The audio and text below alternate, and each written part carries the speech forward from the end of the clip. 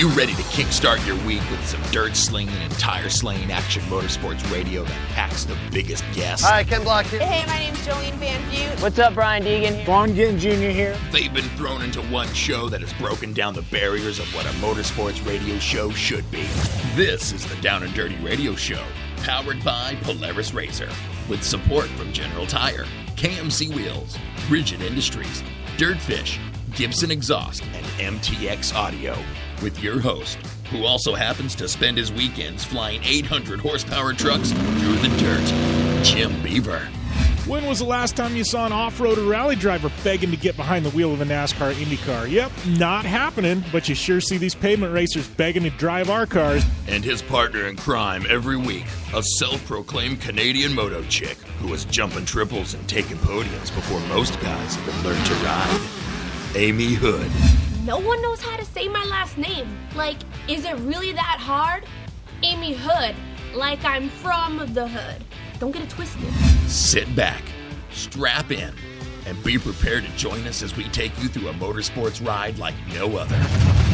Here is the man who carries a steering wheel in one hand and a mic in the other, Jim Beaver. Good morning and welcome to the Down and Dirty Radio Show, powered by Polaris Razor. Stoked to be here on a Tuesday. That's right. Apologies to you online listeners looking for us on a Monday. Airing on Tuesday this week. Big storm rolled in, knocked out power, knocked out phone lines, pretty much knocked out our show yesterday. And, so here we are on a Tuesday. You guys listen in syndication. Makes no difference. You guys are still catching us at the same time you always would, but our dedicated live online listener base, sorry, but we are airing on a Tuesday this week, shaking things up a bit, but what can we do, man? You can't control the weather, and that is precisely what happened yesterday. So, big weekend. Banging, bashing, Lucas Oil, Las Vegas, under the lights. General Tire 100th anniversary, all going down there in Vegas, and it was definitely a good one. Lots of surprises coming out of that, and our first guest, Jen Hellstrom, who's going to call in just a few minutes, she is going to have all the details from there in Las Vegas. Also, in the first hour, we're going to have Joe Duncan from Terracross. He's going to be calling in. We're going to be talking some Charlotte and kind of recapping what happened in Minnesota. Them Polaris Razor 1000s putting on a show, and we're moving the circus to Charlotte this weekend. We're going to have Joe Duncan calling in, giving us all the details, and then can't forget that Minnesota Heyday show going to air on CBS Sports here in right at the 1st of October. We'll get all those dates and details from Joe when he calls in. Hour number 2, a little bit of change of guests. I know we tried to carry all our guests over from yesterday to today with this debacle we had with the weather and the power outages and everything else. But Bryce Menzies, he is on a flight, so we're circling back with Bryce in a week or two when he gets boots on ground and not flying. But we got Louis Skibo, who's going to be calling in. A lot of you American listeners don't know him. A lot of you Canadian listeners do. Louis Skibo, the man behind Power Mods, modswithaz.com, also has a YouTube channel with like 50 or 60,000 subscribers. Just an awesome guy. I had the opportunity to race against him in Terracross. But you want to talk power sports, you want to talk UTVs, ATVs, snowmobiles, Louis Skibo is the man. We're going to have an interview with him in hour number 2. It's a great interview. You guys are going to definitely enjoy that. And then to cap things off, not only do we have Amy Hood like we always do, we have Colette Davis, the first lady of Red Bull GRC in 2016 or 2015. She's going to be calling in. We're going to be talking some Red Bull GRC with Miss Colette Davis. Talk about business, entrepreneurship. This is a girl who is definitely on point and making things happen in her career, and it's going to be a lot of fun having Colette on. This is one her and I have been talking and texting and for I don't know how long at this point, and we're finally able to put it together. She's going to be calling in. Very excited to have Colette Davis on air, and I love me some Red Bull GRC, and Colette's going to be an awesome guest. And not only that, her and Amy Hood know each other, so she's calling in Amy's segment. All three of us on air at one time. I don't know what's going to happen, but you guys know that anything can and will happen on this show, especially that last 30 minutes with Amy Hood on air. So lots to talk about today. Not only that, Stadium Super Trucks triple header at the Sand Sports Super Show. We're going to get to that. And then World Rallycross from Barcelona from Spain. We got results from that as well. Some of the Americans, i.e. Tanner Faust, making the trip over there, doing battle with the Europeans on the global stage. And that'll be fun to chat about that as well. So packed show today. I got to tell you, it is literally packed. I don't know how much more you can fit into 2 hours, but we are definitely going to try. But lots to talk about today, and I am stoked to be here finally. Kind of throws me for a loop when we can't do radio on Mondays, but I'm stoked to be here on the Tuesday. And like I said, you syndicate listeners, no changes to you at all. Just ignore everything I just said. But going to be a fun show. And looks like right now we have Miss Jen Hellstrom on the line. All right, and that leads us to our first guest calling in right now. Miss Jen Hellstrom, going to be talking some Lucas Oil from Vegas. Jen, I got to tell you, man, talk about an amazing event up there and some big surprises. Hey, Jim, you know what? I'll tell you, it was one heck of a race, and if you weren't there to see it, I don't even know if me recapping is going to do it any justice, because just watching it in person had everybody on their feet, edge of their seat, no idea what was going to happen in the next lap. Yeah, well, I mean, we're going to get to Pro 4 because I think that's what everybody wants to talk about. But I want to first talk about some Pro Light because I got to tell you, it was like the young guns finally took over. I mean, the veterans in that class, and I say veterans, and we're talking guys like, in their young 20s. But I mean, the young guns absolutely just destroying the competition there. I think we're turning a page, in short course this weekend. Absolutely. There were 23 Pro Light racing this weekend, so it made for a packed race. And Jarrett Brooks, Brandon Arthur, these guys are young guns, Brock Hager, and they're showing, like you kind of said, veterans, but they're not veterans. I don't even know what to think. I think that these guys are really proving that they have what it takes, and I wouldn't be surprised if they do move up into a class here soon, Pro 2, Pro 4, because they're actually smoking the competition in Pro Light. Yeah, and what scares me is to think that these kids, I mean, most of them, some of them, I think right around 18 years old. I mean, and they've been racing for I don't know how long. But you look in 5-10 years, what these guys are going to be doing. And, I mean, we want to talk about the records that McCachran set with 200 victories and 100 for Renesetter. I mean, these guys hit their prime later on in life and really started, getting these victories. I mean, I look at some of these young kids. I mean, like you said, the Jarrett Brookses of the world, the Sheldon Creeds, and I wonder, 20, 30 years from now, are we going to be talking 300 and 400 wins for these kids?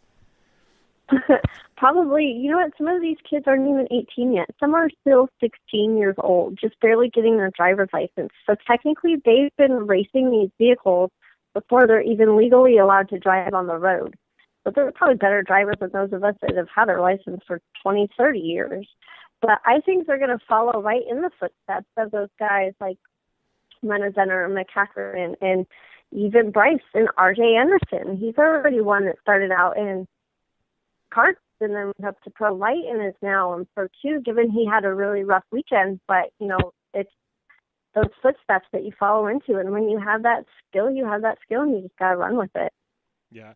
Well, and talking about RJ, I know, you can't mention the Andersons without mentioning Ronnie Anderson. We've got another Anderson there running in Pro Light. I mean, I know he's been doing some stuff in the regionals, now stepping up to the big leagues. I mean, what do we see out of Ronnie Anderson? I think he's one we need to keep our eyes on.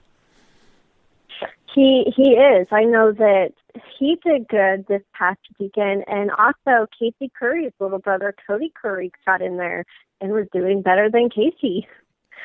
So it's funny that you now not only do you have these young guys that have been doing it for a few years, but you have their siblings stepping in going, okay, well, I think I can do this too, and they're killing it. So it's got to be something that just runs in the family. naturally good at it or something. Yeah. Well, and I think it's been an interesting year mentioning Casey Curry. I haven't had him on air in quite some time, but he is a guy who is a veteran. I mean, he's young, but he's a veteran. I mean, he's been a crown world champion at Crandon. But this year, he's dedicated to the craft in Pro Light, and, it's just we haven't heard a lot about him. I mean, do you have any idea what's going on in that camp? Has it just been a rough year for him, or what's the deal there? I think it has just been a rough year for him, and he started on the pole in Saturday's race and pulled away, but Brooks got him. He had nothing for those guys after a few laps in. But I think that he may have to step back to the drawing board and go, okay, well, these guys are getting faster than me, and I don't know. When do you move up a class, or when do you build a new truck? I don't know what it's going to be like for Casey Curry coming into next year. A lot of guys are probably going to have to go back to the drawing board. Yeah, well, and I think, that's that way in quite a few divisions. But moving up to Pro 2, I know, some exciting action there as well. Bryce having a great showing in Pro 2 over the weekend. Kind of give us a breakdown on the night races in Pro 2. Pro 2 is always one of my favorite races because there's so much it's the last race of the night, and everybody is just laying it out on the line. And, of course, being the race was being in Vegas, and we had two hometown guys, Menzies and Max, starting on the pole, so we knew that we were going to be in for a great race. There was definitely some carnage, and Bryce was leading, and Mac was catching them and going into that last turn on the very last lap. They connected, and it spun Bryce out, and Max took the win. So it was definitely, there were a few words said between the two, and got up on the podium, and a lot of the drivers are coming down hard on Lucas Oil about, hey, you guys got to, be consistent with your calls. And so Pro 2 is definitely one of those iffy ones. It goes back and forth. Obviously, you want to play favorites with your favorite driver or your favorite energy drink, and Rockstar versus Red Bull. But these guys really do lay it out all on the line. And Menzies and Mac are fighting for a championship, and it's merely all it takes is for McCachran to DNF one race, and Menzies takes over that point lead. Yeah, well, and so after seeing what we saw, I was going to say after seeing what we saw, I mean, you gotta think Menzies, those elbows are going to be out come the next round, and he gets next to McCachran. I mean, he's going to lean on him a bit, I would think. You would think, but come Saturday night's race, Menzies passed him very cleanly and took over that lead and won, and he didn't even touch him. So I think it just comes down to, obviously, McCachran really wanted that win, and he was going to do what he needed to do and make that either they're going to black flag me or they're not going to black flag me, and they didn't, whereas Menzies had some time to work on passing Mac, and he pushed it, and Menzies this weekend, he passed Deegan in the chicane section with a pass that nobody has ever seen before, and made the crowd go wild. But the Pro 2 race on Saturday night was probably a lot cleaner than the Pro 2 race on Friday night. Yeah. Well, and speaking of Pro 4, I mean, we know, Kyle went back east, ran at Crandon, had, he had a victory there, but then, some struggles in the Cup race and stuff like that. And I mean, there was a little dirty play, I think, involved as well. But, he still had a streak alive in Lucas Oil coming into this weekend. I mean, it's been all about the streak every single round. That obviously got snapped, but, I mean, what did we learn in Pro 4? I mean, Renazetter taking a win, Menzies taking his very first ever Pro 4 win. I mean, it's really hard when Menzies has a first at this point in his career, but we saw it this weekend. I mean, kind of break down Pro 4 for us. Well, Friday night's race, Menzies was actually leading. He pulled away with a decent lead, but about 4 laps in, I want to say, he pulled off the course with a broken truck, so that was a bummer. But you also had guys from Wisconsin and the Torch Series that came over, Dean Kincaid came over, and Scott Douglas to race these guys. And I'll tell you what, Kincaid put on a show, and he let them know, hey, We have it over there too. We know what it takes to win. But unfortunately for Kyle, this was not his weekend by any means. I think that once that sight of winning was gone, he struggled a lot. He would start bicycling in turns and over rotating, and it was kind of sad to see, but hopefully he comes back and to the last round at Lake Elsinore and can wrap up a good finish, because he really deserves it. He's killed it all year. Yeah. So, but Menzies taking his first Pro 4 win on Saturday night, I can tell you he was super excited about that. It's been a long time in the making. He used to race Pro 4 in the Pro Comp truck, I believe, a long time ago. And everybody always knew that he was good, but it probably felt really good for him and his team first year getting into that truck and finally getting a win out of it. Yeah, definitely, gives them some momentum, as we, kind of start heading towards the off season for next year. And, it's definitely going to be, I think Pro 4 is the one to watch coming into next year, and find out what these guys are going to do, because obviously Kyle, the streak was broken in Vegas, but I think in the back of everybody's minds, they still know. I mean, he is absolutely dominant in that class. And I think, I think a lot of teams are going to go back to the drawing board this offseason. What can we do to catch this guy? Yeah, I think that there's a few guys that are going to show up next year with some new Pro 4s, and it's really going to give Kyle that competition. But he's still good. He knows what it's like to be out front, and he passes these guys like they're standing still at times. So hopefully he still has that, but I think that he's going to be a little bit harder for him next year when these guys bring out these new trucks. Then again, with a new truck comes those gremlins that you kind of still have to work out throughout the year, so that could still be beneficial to Kyle. Well, and I want to go back and talk Keegan Kincaid for a minute, because, here's a kid in his very first ever weekend of racing Pro 4 at Crandon over Labor Day. He takes a victory. He comes out west. Mm-hmm. This is literally only his second ever event in a Pro 4, and I mean, he takes a podium. And Lucas, and we can argue Lucas versus Torque all day long, but Lucas, let's face it, it's a little bit tougher to podium there. I mean, he's one I would love to see full time in Lucas next year, because I think he can definitely raise the competition level there in either Pro 2 or Pro 4. Absolutely, yeah. He raced both classes, and it looked like he belonged there, and that's a good thing. I would love to see more drivers come over and to try Lucas out. It would be cool to see the Greaves come over, I think, and give some more healthy competition, and see everybody kind of go out of their territory. We see the guys, Menzies and LeDuc, go over and race Crandon and whatnot. It would be cool for those guys to come over and race here too. So hopefully we might be seeing them out at the Challenge Cup race, the last race of the year for Lucas Oil. That would be cool. Yeah, it definitely would be cool to see some of those guys make their way out here. And Elsinore, always an exciting track with big high-flying jumps, and always makes for some solid racing.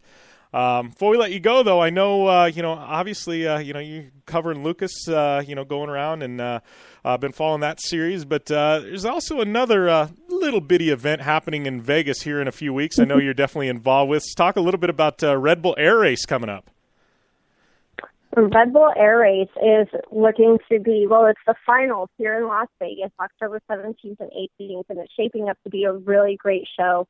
We even have guys like Menzies bringing their stuff out to do demos with the trucks and just hang out with the fans. It's going to be a lot more interactive this year. You could go inside the track and the athletes walk by the hangars, check out the planes. It's just a much more for the people to do. And hopefully everybody makes it out. And it's the fastest motorsport race there is, and you're in the air. And these guys are, I'm pulling 9 Gs, 10 Gs in these little Edge 540 planes. Absolutely, I would probably just pass out if I was in one. Well, it's funny, but if you've never been to one, it's a really neat thing to come experience. Yeah, it's tremendous. And what people don't understand, I mean, there's one in Texas. I can't remember the date. I know it's coming up. This weekend. This weekend, right? This weekend. Mm-hmm. Okay, so there's the one in Texas. We're lucky enough that we have 2 air race rounds in the United States, but this is a global series. This isn't, some, air show, that happens a few times a year. I mean, this is a global championship running all over the world, and, it's very rare that it comes to a country, and then it's very rare that it actually comes twice. I mean, we've been lucky enough to have it in Vegas a couple years now. I mean, this is not something you can go and see every day. It's not something like a basketball game where if you miss, watching the Lakers, you can catch it, 2 nights later. I mean, if you're interested in Red Bull Air Race, if you're interested in motorsports at all, you need to make your way to Las Vegas Motor Speedway because you might not be able to catch it again for at least a year. Yeah, absolutely. We are very lucky that the series decided to come to Vegas, and they have a 3-year deal for the Speedway, so we will be seeing them for 1 more year after that. But if, it cannot be here again, and you miss out on the opportunity to check out something as neat as Red Bull Air Race. Yeah. Well, and I am happy to say that from what I understand, I got quite a few tickets arriving here at the studio sometime in the next week, and we're going to start doing some giveaways on air. So pretty excited about that. So listeners, definitely stay tuned. We're going to be giving away some tickets to Red Bull Air Race for the October round in Vegas. Absolutely. We look forward to working with you on that, too. It's going to be a fun one. All right. Well, Jen, I appreciate you taking the time. I know you're busy between Lucas Oil and, Red Bull Air Race. You got a lot on your plate, but definitely looking forward to catching up around Elsinore and also get you back on air to talk some more Red Bull Air Race as we get closer. Absolutely, and I'll probably see you for the Parker Best in the Desert race coming up soon, too. Yep, absolutely. We will have the truck there and ready to rock and roll. So thanks a lot, Jen, and we'll talk soon. Awesome. Thank you, Jim. All right, thanks. Yeah, awesome having Jen call in. And you heard it here first. We are going to be giving away some Red Bull Air Race tickets. That all coming up. I know it's going to be on air, going to be social media. Myself will be involved. Amy Hood will be involved. We're going to have Red Bull Las Vegas involved. So definitely stay tuned. You'll have all the details here on the Down and Dirty Radio Show, as well as my social media at JimBeaver15, Instagram and Twitter, and the show's Facebook page, Down and Dirty Show. But we got a lot of tickets coming we're going to be giving away. So if you want to go to Red Bull Air Race, it's going to be the hottest ticket in Vegas, and we are going to definitely be giving some lucky listeners a chance to go out, check it out, see Mr. Kirby Chambliss in person, and definitely looking forward to giving those away. It's going to be an epic event if you're in the Las Vegas area for the Brand X Energy Cup. Just having a little fun there, the Monster Energy Cup. If you're going to be in Vegas for that, honestly, make a weekend out of it. Hit that up Saturday. Hit Red Bull Air Race on Sunday. I mean, I couldn't think of 2 more fun events to go to. 2 one-off events you just don't get to see, both in Vegas the same weekend. Seriously, cash in your frequent flyer miles, take that vacation time, make your way out to Vegas, hit up Energy Cup and Red Bull Air Race. To be honest with you, I that sounds like one heck of a weekend. I personally won't be there. I will be in Michigan, seeing if David Higgins can wrap up the perfect season in Rally America. But it's definitely going to be a good time had by all in Vegas. Anyways, getting to some Lucas Oil results. Jen kind of gave you the breakdown, but we're going to dive a little further into these. But we had obviously Pro Light, Pro Buggy, everybody in action there, even some mod carts. But Pro Buggy, race number 1 of the weekend, we had Chad George, Dave Mason, and Garrett George as your 1, 2, and 3. Moving into Pro Light, Brandon Arthur, R.J. Anderson, Jarrett Brooks, your 1, 2, 3. And then we'll make mention Cody Curry making his way into the top 5 there as well. Pro 2, round number 15, we had Rob Mack taking the win, Carl Renazetter and Bryce Menzies, your podium, and then Patrick Clark, Jeremy McGrath rounding out your top 5. And then Pro 4, this is the the class everybody's been paying the most attention to. Yep, the streak was broken. Kyle LeDuc finishing up in third. Renazetter with the win. General Tire definitely stoked on that. Rob Mack in second. Obviously, Kyle LeDuc. Greg Adler saw us finish by him in fourth. And then Eric Barron in fifth. And moving up to round number 16, and your pro buggy winner was Garrett George, followed by Chad George and Mike Valentine, your podium finishers there. We had pro light results coming at you. Jarrett Brooks for General Tire Rigid Industries taking that win. Brandon Arthur, Brock Heeger, man, the young guns assault on Pro Light continues, and we had RJ Anderson, who I guess is the veteran young gun. I don't know what you call RJ. I mean, the kid is the old man in the class at 22, 23. Quite funny, to be honest with you. But Ray Griffith rounding out your top five there. Moving on to Pro 2, and Bryce Menzies, Rob Mack, Keegan Kincaid. Keegan coming from the Midwest and making his presence known. I got to tell you, is amazing as the run that Kyle's had this year. And don't get me wrong, I've said it before, he is your short course driver of the year, hands down, no questions asked.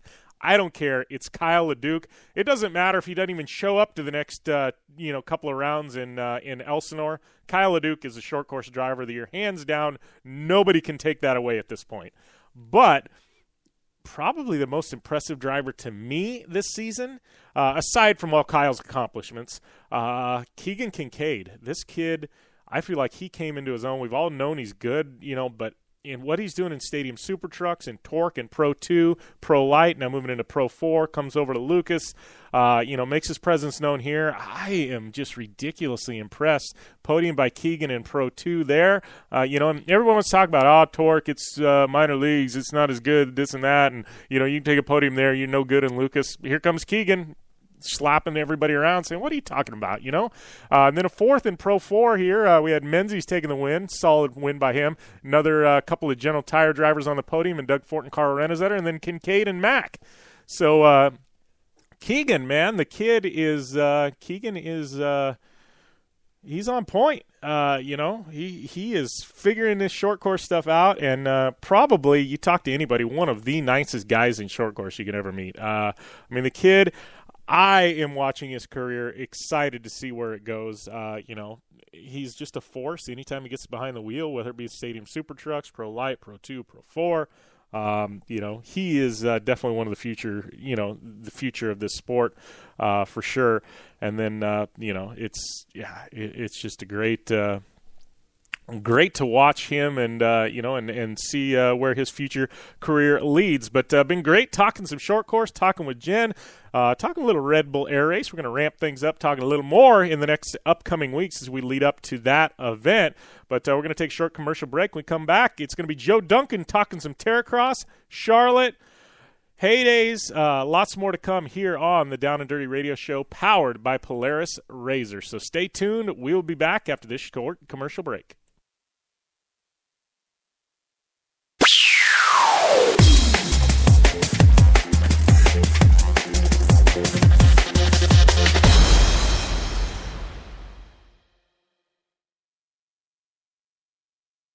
Hey, I'm RJ Anderson, factory Polaris driver, and I drive Polaris because it's the most capable, race-ready off-road vehicle on the market. When RJ Anderson wanted to set a world record for the longest UTV jump in history, not once but twice, what company did he trust?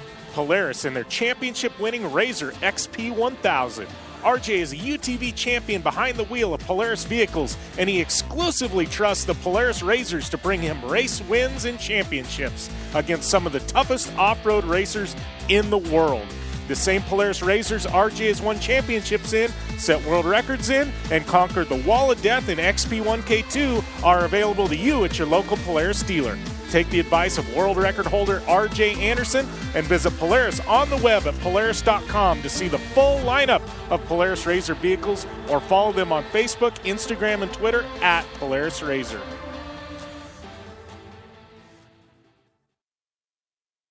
For 100 years, General Tire has provided tires for your lifestyle, your adventure, your anywhere. Born from competition, the Grabber tire offers the durability and off-road traction you demand in a tire. We put these tires to the test in the harshest off-road racing conditions to give you a tire that will make your anywhere possible. So let us take you on your next big adventure. Tweet us photos at General Tire, hashtag anywhere is possible. Because with General Tire, anywhere is possible. Baja, check. King of the Hammers, check. Crandon, check. The Mint 400, check. Only one wheel company can say they have dominated the deserts and rocks of the Southwest to the mud and carnage of the big house at Crandon, and that company is KMC Wheels. KMC Wheels has won them all with the help of elite drivers like Travis Pastrana, Ricky Johnson, Bryce Menzies, Carl Renazetter, and Lauren Healy, who all rely on the XD Series from KMC Wheels to get them to the finish line and on top of the podium. Check out KMC Wheels and their full line of XD Series wheels at KMCWheels.com or on Facebook, Instagram, and Twitter at KMC Wheels. KMC Wheels, like no other. Are you looking for a place to push yourself behind the wheel and see how your driving skills stack up? Dirtfish Rally School is that place. Located on 315 acres of pristine automotive playground at the foot of the Cascade Mountains in Snoqualmie, Washington, right outside of Seattle, Dirtfish Rally School is a one-of-a-kind place where everyone from first-time drivers to seasoned professionals like Bucky Lassick and Antoine Lestage can push themselves to their limit. Whether driving the high-performance, rally-prepped all-wheel drive Subaru Impreza STI is what you're looking for, or you'd rather hang it all out in the rear-wheel drive Subaru BRZ, Dirtfish Rally School has something for everyone. Classes are available from 2 hours to 3 full days and feature instructors with over 150 years of combined racing experience. Whether you're looking to become the best and get an edge on the competition, or just looking to freshen your skills behind the wheel, Dirtfish Rally School is the place to go. For more information on registering for classes, visit Dirtfish on the web at dirtfish.com, or to check out the latest happenings from Dirtfish, follow them on Facebook, Instagram, and Twitter at Dirtfish Rally. Come to the island and rip it up this summer. Wakeboard Island. It's a skate park on water at Blue Water Resort and Casino. Check out the 2-tower cable system that pulls you and your board over the water. No boats to watch out for, no fumes. Wakeboard Island is open to all skill levels with an open center section for beginners, and for trick riders, a double side kicker in a 60-foot flat box. Wakeboard Island, the best ride this side of the Rockies, adjacent to the River's Edge Cantina at Blue Water Resort and Casino on the Colorado River in Parker, Arizona. Life is all about sound. The sound of sports. The sound at the racetrack. And the sound of your vehicle. Don't drive around listening to this. Drive around listening to the sound of performance. Gibson Performance. Gibson Performance Exhaust is the company who can turn this into this. Remember that life is all about sound, and Gibson Exhaust is the sound of performance. Check out your next catback exhaust system, headers, muffler, or UTV exhaust at GibsonPerformance.com and get more power and more sound.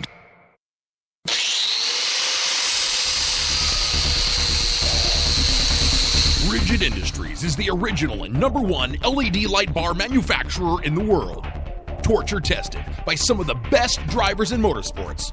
Rigid LED lighting products use cutting-edge technology and can stand up to the harshest conditions Mother Nature can dish out. Designed, engineered, and assembled in the United States, Rigid LED lighting is the only choice for your off-road vehicle or boat. Find out more information on the entire line of Rigid Industries LED lighting products at www.rigidindustries.com.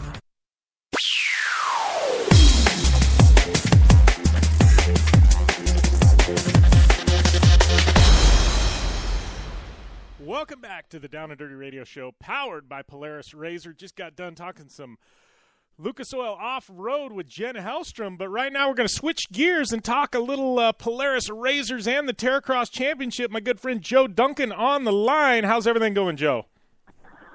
Well, Jim, things are going pretty dang all right. We've got RZRs loaded on trailers. We've got motorhomes ready to roll, and we're heading to Charlotte Motor Speedway. Charlotte Motor Speedway, man. Charlotte, I guess the home of NASCAR, but I got to tell you, Charlotte hosts some pretty amazing motorsports events, and they've got the dirt track there. They've got Charlotte Motor Speedway. They've got the drag strip that's one of a kind. I mean, talk about a great place to have a Terracross event.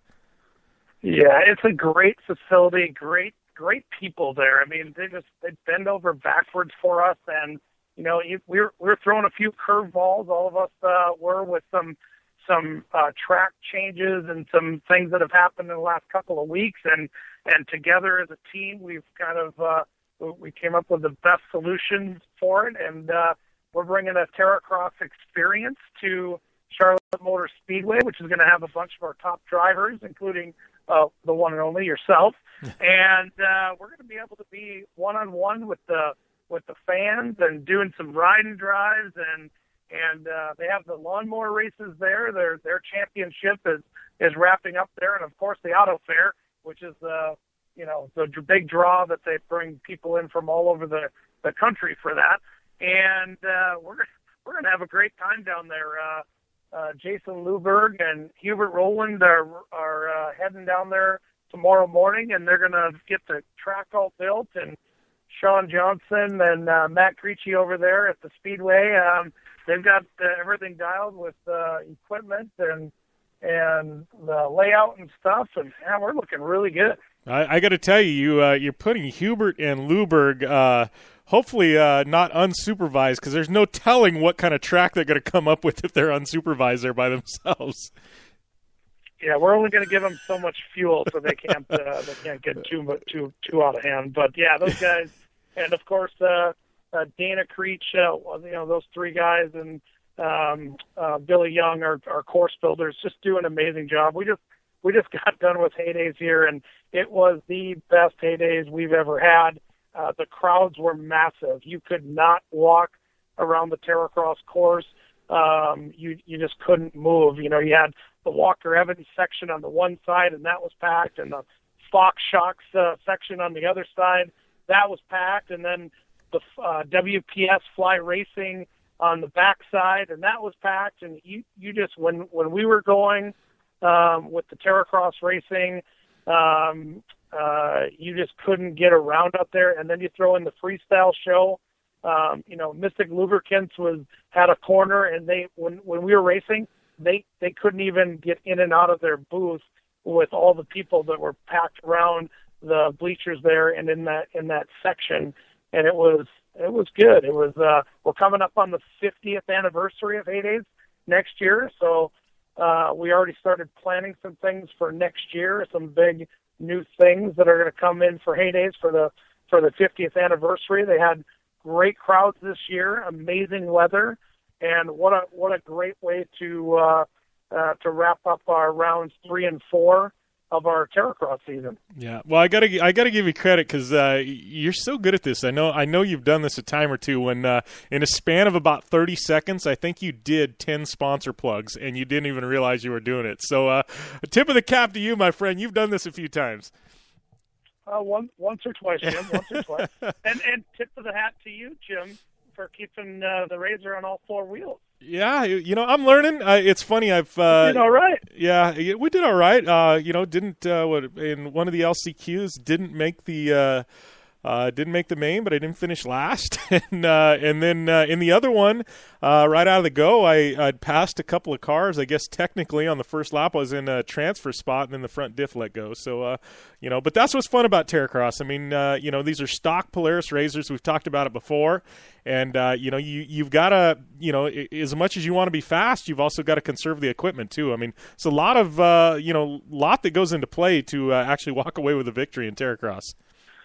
Well, and that's, you go back to when we started this whole thing. It's not about who's the fastest or who has the most money. And R.J. Anderson, I mean, here's a guy that basically helped create this Razor XG1000 and has been in it for forever and a day. And he loves coming to Terracross because no one has an advantage. And everybody, you not only be a good racer, you also have to be smart. You have to be conscious of what you're doing with this machine. If you overdrive any machine, it doesn't matter what make, model, brand, equipment, it doesn't matter. You're going to have problems with things. With what we put these Razors through, and the way that these things hold up is unbelievable. And then you put them in really how they're meant to be driven, and you have little to no problems at all. And you just can't say enough about how great these machines are. And they're off the showroom floor, other than, like we talked about, some safety harnesses, some, Walker Evans wheels, some GBC tires, some Pro Armor seat belts, some PRP seat belts, some bumpers, and we go racing, Yeah, and man, good racing. I mean, I would say really good racing, for exception of the main event on the second main event of the weekend up there at Heydays, and I got to give credit to Dana Creech. He just walked off and left everybody. I think he literally did a parade lap the last lap where he literally slowed down and was doing a parade wave. It was quite funny, but yeah, I mean, other than that, behind him it was an amazing battle for second and third, but everything's so tight over the weekend. Some great racing. Well, you look at Dana, and he's one of those guys that if he can hold back just a little bit, so he's not breaking and damaging things, because of how aggressive he is, he's fast. He's him and Jason Luberg. They are fast. You got Mickey Thomas that was up there. Levi LaValle was doing really well. You start looking at the field, and it's anybody's game to go out there and win. And of course, RJ, he's right up there in the hunt. He got himself a win. So you just never know who's going to win at Terracross. And you got some guys that came out of the woodwork. Mike Johnson was up in there. Mitch Guthrie was actually right up in front. He had a couple issues there at the end, but he was back into his old Terracross form where he was running in the front of the pack. So it's great because you never know who's going to win at Terracross, because you never know who's going to push that extra little bit and who's going to be, that tortoise who could win the race. Yeah. Well, and, talking about Heydays, I know in rolling into Charlotte, we had last week we had Paul Thacker on air, who, kind of one of the voices of Terracross. And Paul, you and him have been friends for a long time, and I know you guys have had a project, in the works for quite some time, and we finally saw the debut of that in Minnesota. But talk a little bit about this adaptive and hero class that Terracross has going on. Yeah, we've gone back and forth on this for years, three years in the making. Obviously, I've worked with Paul for a very long time. We've done all of his world record jumps of snowmobiles together, and have been there throughout his racing career, and it's been a long, great relationship. And then for 3 years now, we've been trying to put this deal together to honor our military, heroes and vets, and we've pitched it, we've had it set up, and we finally pulled it off, where Monster pulled the trigger this year and has stepped up and brought a couple of machines to the table. And Paul's machine in specific, we put a Holtz Racing hand control setup in there, so Paul can race against our soldiers. We have PTSD soldiers, as well as in the future we'll have injured soldiers, and we'll be driving these Polaris Razor XP 1000 in races around the country, and we are going to do some stuff outside of Terracross racing with the Terracross Hero Experience, where we're able to take some of these machines to special facilities where we bring guys in to come in and do riding drives as well. But 3 years, and we finally pulled it off, and nothing can beat, seeing these guys get in these machines and be able to drive around. And we got a lot of things to keep working on here and make things better as we go. But HMK, provided all the helmets and gear for the guys to jump in and be able to race. And it's going to be a work in progress, but what an exciting project to be a part of. Yeah, well, and talking about that, I know it's a big part of the Terracross experience in Charlotte. I mean, fans want to come out. What can they expect out of this Terracross experience in Charlotte, Joe? Well, the nice thing is that all of the drivers are going to be hands-on and right there for the public to meet. 2 to 4 on Friday, we have We have basically a practice and a seating session, and going to do some ride-alongs and be able to show people, what these Polaris RZR XD 1000 and a Terracross course is all about. And we'll be doing some autograph signing. And on Saturday, we'll have some racing between noon and 1, and we will have some finals and, again, some more ride-alongs between 2 and 4. And it's more of a hands-on. It's not all of our top drivers coming, but a good portion of them are going to be there. And it's more about being a part of it, being a part of Terracross than it is just about the racing. Our 5th and 6th championship races are still going to happen, and we're working on that for late October, early November. We're working on some potential event sites. We're looking for an event site that has 10,000 or more people already at it. We don't like to create new events, and we don't have to. We like to be a part of something that already exists. So we've been looking at options, and we know some other people that are still looking at some other potential events out there and getting back to us, and we'll be discussing those things all this week and this weekend to get ready to make some announcements in the next few weeks about where the championship will end up. And if you look at the points on terracrossracing.com or on any of our social media, it is a battle. It is the top 10. There is all kinds of points chases there, and it's somewhat anybody's game. Yeah, it definitely is, and and I know one thing we haven't even talked about yet is the women's division, and obviously I think last year it was a smaller group with some great racing. You look at this year, things have ramped up substantially in the women's division, and then I'm looking at 2016 and know some of the names we've heard thrown around that are going to be coming and racing, and this is something. It's kind of cool to not only see the growth of the series in the men's division, but the women's division, and see how that's ramped up. Well, thanks to you and some other of our men's racers, you guys have embraced this. It's one of my favorite classes, just for the simple fact that the racing ability of these women and their determination to win is so evident in their racing out there on the track, and they give it everything. It's scary what these women put these RZRs through, and it's outright is just great racing. And like you said, we've been light on some racers, 4 to maybe 5 here.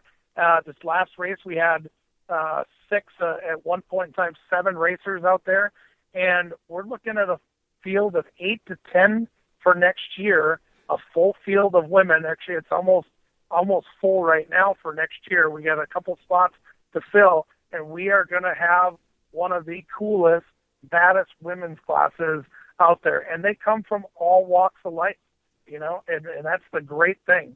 ATV, FMX, celebrities. Whoop, and somehow we just lost Joe Duncan there. Call dropped, but sure Joe will call back in just a second. Don't know what the heck happened there, but sure we'll get Joe back on the line. See if we can actually give him a buzz here. Weird, call dropped, and hey, voicemail of Joe Duncan. Please leave your name and phone number, and I'll get back. Oh, guess we don't have Joe Duncan. We got voicemail there, but Joe, if you're listening, call back in, buddy. But the women's division just ramping up tremendously there in Terracross. It's just it's become madness. I mean, you just look. Wait till this TV drops here in the first weekend in October, I believe, and then the second weekend in October they're going to have 2 shows for both of the rounds there at Heydays. But you're going to see this women's division just stacked. I mean, obviously Sarah Price, she's got the motocross background. She's coming in and. She's just running the table with everyone. But then you move past Sarah Price, and you've got Shelby Anderson, RJ's cousin. She's on point. I mean, you've got Katie Vernolo, who raced a lot of UTVs, Danielle Weatherly, my partner in crime, Amy Hood. You've got Jolene Van Vute. I mean, it's just it literally is a stacked division. Any of these ladies can take a win. It's it's definitely quite impressive. So, definitely Charlotte this weekend. If you're in the Charlotte area, I know we got some listeners from North Carolina that tune into the show. If you're in the area, come on out. Charlotte Auto Fair, Terracross. We'll be doing the Terracross experience. Arrive and drives. Not actually arrive and drives, but arrive and rides, I think. But you'll be able to sign some waivers and I think take some laps with myself and some of the other top drivers. Not that I'm a top driver, but if you want to take a ride with me, you can definitely do that. But it's going to be fun out there. A lot of adaptive military stuff we'll be doing. It's just going to be a great event, and definitely looking forward to that.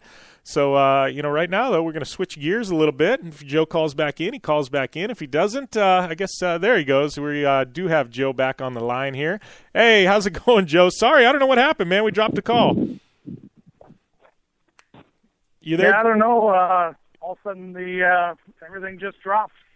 Yeah, definitely weird. But no, we were talking about the women's division and how that's that's ramped up, and I kind of gave a preview of some of the ladies we got racing. But I know I've been getting hit with a lot of questions from people.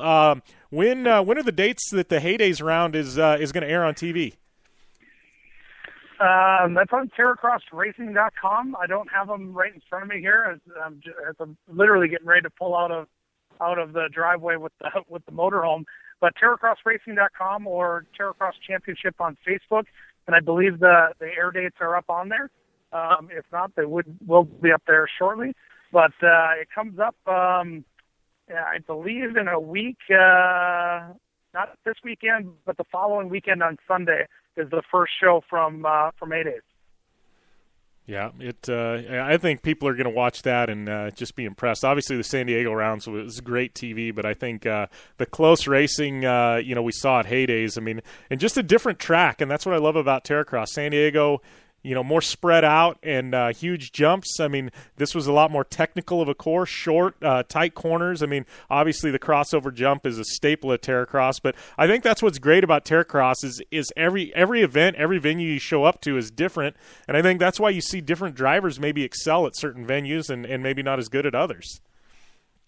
Well, just like how we build our tracks with multiple lanes throughout it, and of course we have key features like the Mystic Mangler, the crossover, the Fox Proving Ground, the Walker Whoops. There's key features that go into every track. But you know what? At Heydays, we get a 300-foot by 300-foot square, and we've got to run freestyle in there as well. So we have to build a course inside of a very confined area. And again, our course builders, can't thank them enough for how great a job they do. And they take that piece of dirt and turn it into an amazing course. And it's like we have joker lanes, in multiple places around the course, because you can never be in one lane and think that you're going to pass everybody in it, because as soon as you think you're faster than that guy on your left, you hit something that's slower than the guy on your left, and that guy, keeps going further, and then all of a sudden you get a fast section. And it's always our goal to have multiple lines of racing, whether someone is down in that section, and there's always some way to go racing on a Terracross course and to make a pass in there. Very rarely do we have one line track, because even if it does get one line in some corners or in a section, there's always a way to get around it, or always a next section up that's going to have a minimum of 2 and sometimes up to 4 lanes to be able to go through. Yeah, for sure. Yeah, definitely some great racing there at Heydays. I'm looking forward to getting out in Charlotte, getting some more seat time, and and seeing what the boys have laid out there in Charlotte. Yeah, I mean, we've got an area. The Charlotte Motor Speedway folks just busting their butt for us, and a lot of changes hit them and hit us at the same time, and they're like, whatever you need, Joe. And Sean and his crew, they already hauled a ton of dirt in for us. They got our tires up there. They've got a fenced-in perimeter. They just really go the extra mile and make things happen for whoever's there, whether it's us or or any of the other organizations there. What a great group to work with. Yeah, for sure.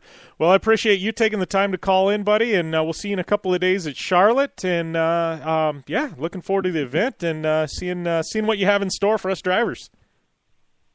Sounds good, Jim. We'll see you in Charlotte. All right. Thanks a lot, buddy. All right. See you, buddy. Bye. All right, that was Joe Duncan with Terracross. Great catching up with Joe and kind of previewing the weekend. Charlotte, we're going to take a short commercial break, and when we come back, we're going to have Louisbo on air. Louisbo, the man behind PowerMods.com. Should be a fun interview. Lots of talk about power sports, snowmobiles, UTVs, ATVs. Definitely a guy that has the pulse of the industry. So should be a great interview. And then can't forget, we got Colette Davis, Amy Hood to cap off the show. Hour number 2 is packed here on the Down and Dirty Radio Show, powered by Polaris RZR. That coming up after this break.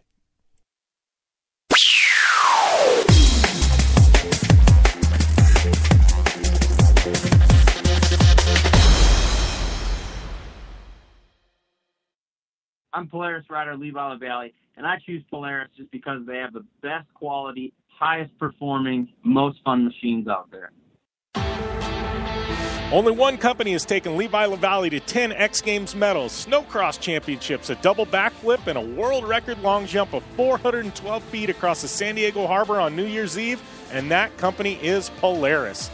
Whether it's dominating the X Games, racing a stock Polaris RZR XP1000 in the Terracross Championship, or just hitting the trail on the weekend, for over 20 years, Levi has relied on the same quality Polaris vehicles and products you can purchase at your local Polaris dealer. Take the advice of action sports legend Levi LaValle and visit Polaris on the web at Polaris.com to see the full lineup of Polaris vehicles, or follow them on Facebook, Instagram, and Twitter at Polaris RZR.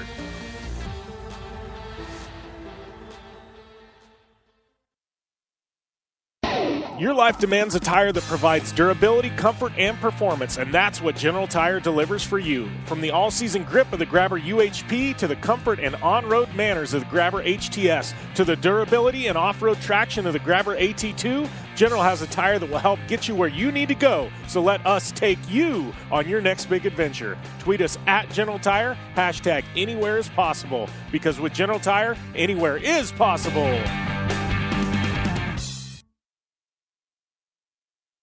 Baja, check. King of the Hammers, check. Crandon, check. The Mint 400, check. Only one wheel company can say they have dominated the deserts and rocks of the Southwest to the mud and carnage of the big house at Crandon, and that company is KMC Wheels. KMC Wheels has won them all with the help of elite drivers like Travis Pastrana, Ricky Johnson, Bryce Menzies, Carl Renazetter, and Lauren Healy, who all rely on the XT Series from KMC Wheels to get them to the finish line and on top of the podium. Check out KMC Wheels and their full line of XT Series wheels at KMCWheels.com or on Facebook, Instagram, and Twitter at KMC Wheels. KMC Wheels, like no other. Are you looking for a place to push yourself behind the wheel and see how your driving skills stack up? Dirtfish Rally School is that place. Located on 315 acres of pristine automotive playground at the foot of the Cascade Mountains in Snoqualmie, Washington, right outside of Seattle, Dirtfish Rally School is a one-of-a-kind place where everyone from first-time drivers to seasoned professionals like Bucky Lassick and Antoine Lestage can push themselves to their limit. Whether driving the high-performance rally-prepped all-wheel drive Subaru Impreza STI is what you're looking for, or you'd rather hang it all out in the rear-wheel drive Subaru BRZs, Dirtfish Rally School has something for everyone. Classes are available from 2 hours to 3 full days and feature instructors with over 150 years of combined racing experience. Whether you're looking to become the best and get an edge on the competition, or just looking to freshen your skills behind the wheel, Dirtfish Rally School is the place to go. For more information on registering for classes, visit Dirtfish on the web at dirtfish.com, or to check out the latest happenings from Dirtfish, follow them on Facebook, Instagram, and Twitter at Dirtfish Rally. Life is all about sound, the sound of sports, the sound at the racetrack, and the sound of your vehicle. Don't drive around listening to this. Drive around listening to the sound of performance. Gibson Performance. Gibson Performance Exhaust is the company who can turn this into this. Remember that life is all about sound, and Gibson Exhaust is the sound of performance. Check out your next catback exhaust system, headers, muffler, or UTV exhaust at GibsonPerformance.com and get more power and more sound. Looking to upgrade the brake system on your race car, pre-runner, or weekend toy? J-Mar Performance Brake Systems has you covered. An industry leader in performance braking systems, J-Mar can outfit your vehicle with the highest quality American-made calipers, rotors, master cylinders, hubs, turning brakes, and shifters for Volkswagens to trophy trucks and everything in between. For more information and their full product line, visit J-Mar on the web at jmarperformance.com or follow them on Instagram and Twitter at J-Mar Brakes. Come to the island and rip it up this summer. Wakeboard Island. It's a skate park on water at Blue Water Resort and Casino. Check out the 2-tower cable system that pulls you and your board over the water. No boats to watch out for, no fumes. Wakeboard Island is open to all skill levels with an open center section for beginners. And for trick riders, a double side kicker in a 60-foot flat box. Wakeboard Island, the best ride this side of the Rockies. Adjacent to the River's Edge Cantina at Blue Water Resort and Casino on the Colorado River in Parker, Arizona.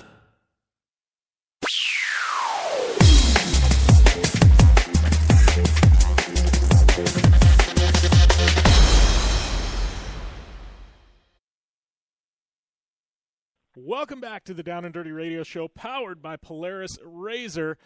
I'd like to welcome my next guest to the line, Mr. Louisbo, running some Terracross, also the man behind PowerMods.com. How's everything going, Louis? Good, Jim. Glad to be here. Yeah, me too, man. I'm glad to have you on air with us. I know, we started talking up there at Terracross, and that was your first Terracross event, and all went good, but you've got a lot more going on, so I thought it'd be fun to kind of get you on air. We'll talk about Terracross in a minute, but kind of explain to everybody what PowerMods.com is and kind of what you do on a daily basis. Well, it's a funny thing, PowerMods, because it kind of changes all the time. It seems I started it about 4 years ago. I'm just coming into my 4th year now, and more or less, I saw a guy on YouTube with a check. He made a little bit of money on YouTube, and I was sitting around with my family, and I said, I'm going to do something here. I'm going to try to make $100 on YouTube. So I put some videos up, and then I asked YouTube for to become a revenue sharing partner, and they said, look, if you want to do this, we're looking for people who can do how-to videos. So I knew a little bit about snowmobiles and ATVs, so I just started putting out some videos on how to fix them up. Just worked out of a little shelter beside my house, and a year later, I got my first check for $100. So that's kind of where it all started, and then it just started to grow from there. I would get parts from manufacturers and install them on snowmobiles, and the next thing I knew, I had about 50 or 60, I call them partners. I like to call them sponsors because usually, I'm not racing. Yeah. And it's just grown and grown and grown. I have PowerMods.com, but really the main body for me is my YouTube channel, which is PowerMods. Yeah. Well, and, noticing that, I kind of went on there, was looking through some videos. I mean, you over the course of 4 years, developed a pretty solid following. Yeah, I'm up about 57,000 subscribers on YouTube, and I've got a very large following on social media, Instagram, Facebook as well, and Twitter. And it's the following that I have. We call it the PowerMods Army. It's a really dedicated group of guys who like to watch a person who is just like them, which is basically me. I'm not a mechanic. I don't really specialize in anything, although I've had my hands in a lot of different things over my life, from aviation to cars and trucks and four-wheel drives and bikes and all kinds of different things. So I help them out, and they just keep rolling in, and they just love to see the content. They're kind of watching this like a TV show now more than an informational series, if you will. Yeah. Well, I think it's funny, because I'm kind of in the same boat. I started this radio show like 4 years ago, just about 4 years ago. We're coming up on 4 years, and I didn't know what I was doing, didn't know what I was getting into. It was, at that point in time, I call it online radio. We have some AM/FM affiliates, and and and a lot of people look at the archive stuff, as a podcast or something like that. But it was something I knew absolutely nothing about. I just jumped into it, and here we are, like 4 years later, and got this huge following, and revenue coming in. And it's kind of sometimes I look and go, what did I get myself into? Well, I know, right? And it just keeps growing, and although you and I, we get in tune with everything, it's really the viewers and the listeners who are driving this. They want the content, and you got to give it to them. They want more and more and more, and they love the personalities and everything that you do and everything that I do. And it just, it's a really weird thing. A lot of people become famous now, and they're not TV stars or music stars or whatever you want to call them. They become famous in a kind of, I don't know, lower. I don't want to sound like I have a big head or anything, but you don't really have to do a lot. You just have to be a real person, it seems, and people like it. Yeah. Well, I had this conversation with somebody I shared a rental car ride with, actually coming home from Heydays, and we were talking about it, and somebody, is kind of in the same shoes as us, and we were talking, and, they go, I hate the term celebrity. I'm like, me too. I'm like, if there's A and B list celebrities, I'm like D and F list celebrity, Yeah, but that's the way you and I think about it. But what we find when we go to these shows, that the people watching and listening, they don't think that way at all. They look up at us like it's a celebrity kind of thing, and it's weird. Yeah. And I don't. It almost makes you feel a little uncomfortable, but at the same time, I don't know. It's maybe a bit of an ego thing, and then you feel like you just want to keep providing content and entertainment for them, and then you just keep doing it because it's fun. Like I find this to be a really fun thing, and if it weren't, I wouldn't be doing it because I know I'm not making a lot of money at this. Yeah. Yeah, I spend a lot of money. Jim, yeah. I have a big shop with a whole bunch of snowmobiles and ATVs and UTVs and all kinds of different things. I have a jet engine. All this stuff is in there, and, the YouTube channel doesn't pay for it. But, I like to have fun, so, what better way to do it, right? Yeah, exactly. Well, speaking of fun, I mean, I know Terracross, honestly, it matches perfect with what you're doing, but, how did the whole Terracross thing come about, and how did you get involved in Terracross? Well, I was talking to Paul Davis at Caliber Products. I did some promo videos and some install videos on their trailer products last year, and he called me up and he said, look, we've got a bunch of new things on board. We'd like you to show all your viewers our new products. And he went on and on. He said, I'm just really busy right now. I'm just trying to find a driver for our new Terracross car. And, another friend of mine just brought a car on and he had a driver. And I said, you know what, Paul, I'll drive that car if you're looking for a driver. He said, yeah, you're in, man. Well, I'll talk to Joe and make sure that everything's a good fit, and then we'll get you in. Joe Duncan, of course. And, within about 2 or 3 days, I was Caliber's driver, which is pretty crazy. I'm not big into racing. I do a lot of friendly kind of stuff just when we're out in the fields with the boys and in the mud and all that kind of thing. But, track racing, no, never done it before in my life. And it's a mind-blowing opportunity, if you will, Yeah, well, and, Terracross is... I've done a ton of racing, but, coming to Terracross is something totally new to me. And, and you walk up, I know even in Minnesota, we had some pretty big jumps in San Diego. You walk up to Minnesota, and for somebody who hadn't done a lot of racing or whatever, you see that big gap jump. And that, I know me, I'm looking at that going, oh, wow, we're actually going to be going over this in about an hour, Yeah, it's called Terracross. I think for a new driver in that event, you should call it Terracross because, admittedly, I was a little set back. I'm like, okay, I've got kids at home and a wife. It's a good thing she doesn't see this track before I get onto it because she'd be a little upset. But it was a different feeling for me, to tell you the truth. But it just seems once I get in the car, or a machine like that Polaris machine is just such a beast, and I love it. I've always driven those really hard in the back 40 and the logging roads. I rally a lot, but it's not like I'm not racing anybody. I just drive it hard, but I'm not into the jumps. Yeah. So I was just, you know what, I'm just going to hammer this and, you know, see how I can do. And, you know, a whole bunch of busted parts later and, you know, getting used to how you can drive that car on that track. I call it a car. I'm allowed to call it a car. It's the Razor. That's for my boondocker guys in Idaho. They call them cars. So, but once you get it out there, you got to really learn in a short period of time what you can and can't do with it, because, you know, if you mess it up, you're not going to be making the finals, right? Yeah. Well, I think that's one thing I've learned through it. You know, it's amazing that they're a stock vehicle and can go through and jump and handle the things that they handle. But at the end of the day, they're a stock vehicle. And, you know, there's a lot of heats and, you know, and last chance qualifiers in the main event. And, you know, and if you don't take care of the car, I mean, you're going to have broken pieces and everything else, and it's just not going to survive. Yeah. I talked to R.J. Anderson about that. I have a little interview up on YouTube with him. And, you know, I said, these cars are an amazing thing. You can take them, you know, spend whatever it's going to cost you at the dealer in your area. And, you know, 10, 15 years ago, that to build something that can do what it would do would cost you $150,000, $200,000. I don't know what it would cost. Like, it's a ridiculous amount of money, right?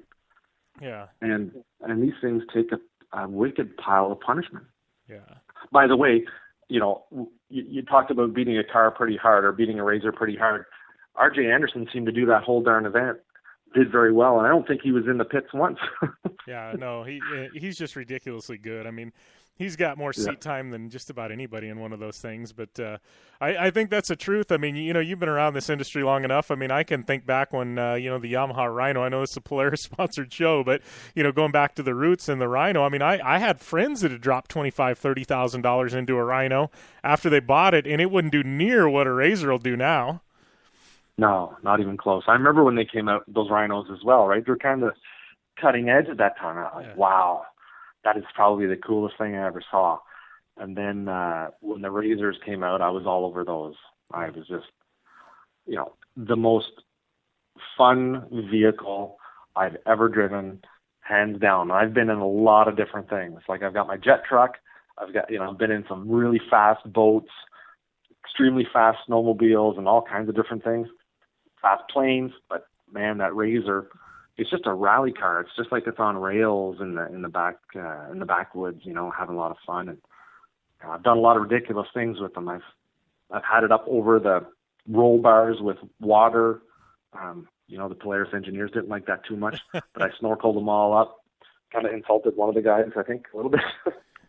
But, you know, an extremely impressive machine. You know, there's no doubt about it. And that's kind of why I think that they're using them for that kind of a race as well, right? Yeah, for sure. Well, you know, talking about that and power mods, I know, you know, obviously, you know, summer's kind of winding down, especially for you up there in Canada. So, I mean, do you kind of gear your content towards the season? I mean, are you getting, you know, I know Heydays is the kickoff to snow season, they say. I mean, are you kind of gearing up to start doing some snow stuff now?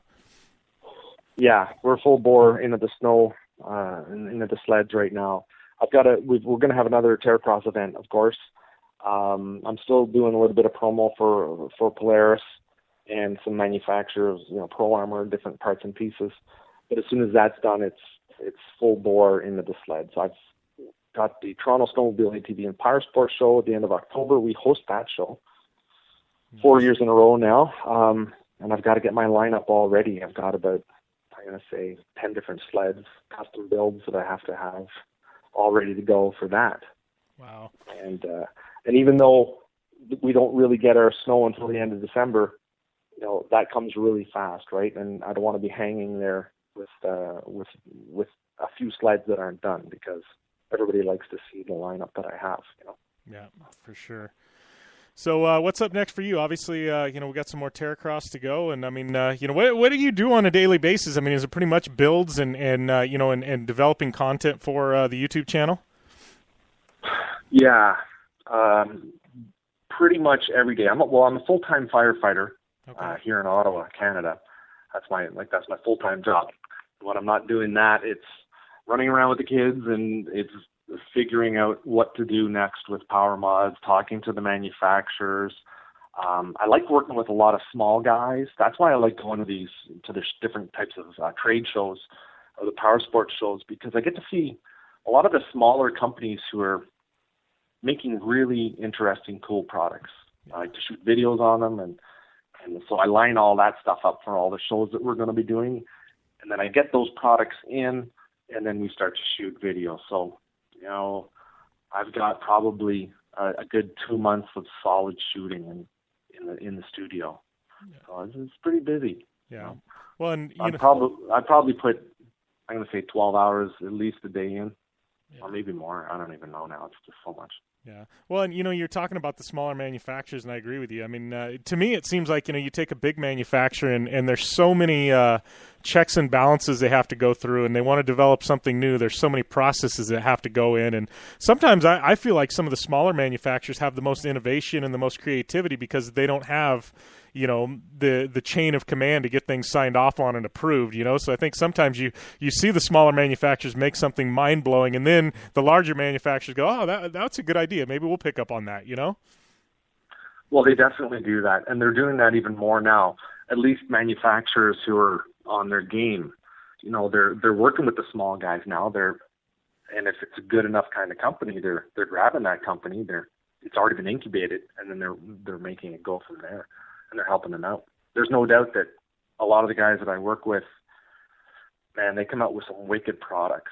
Yeah. And they definitely complement the machines that are out there today. Because everything is different, right? Like a manufacturer can, for example, a snowmobile, players can put a sled out, a mountain sled. But, the kind of snow that we ride in here is a little bit different than the guys out west.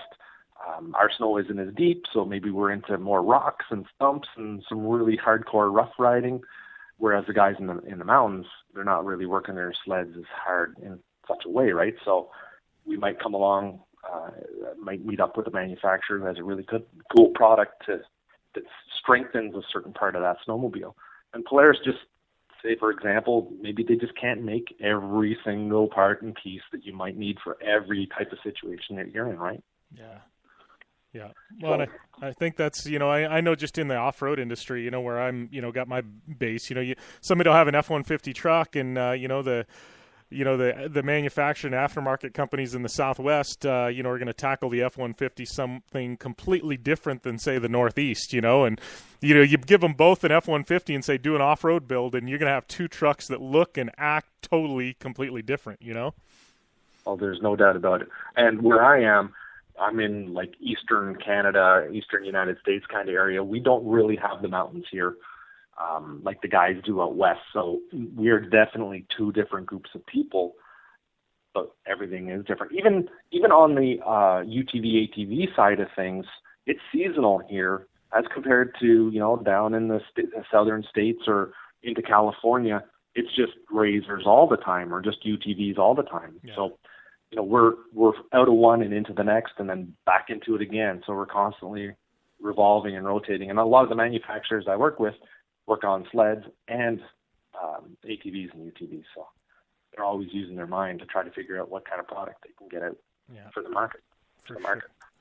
Well, before we let you go, why don't you give everybody a shout out, some of your website. I know you guys got a forum there and a YouTube channel where they can find out more information on you and Power Mods. Yeah, right on. Well, just make sure you hit up, go on to YouTube, look up Power Mods, just throw that in the search bar, and you'll see about 950 videos.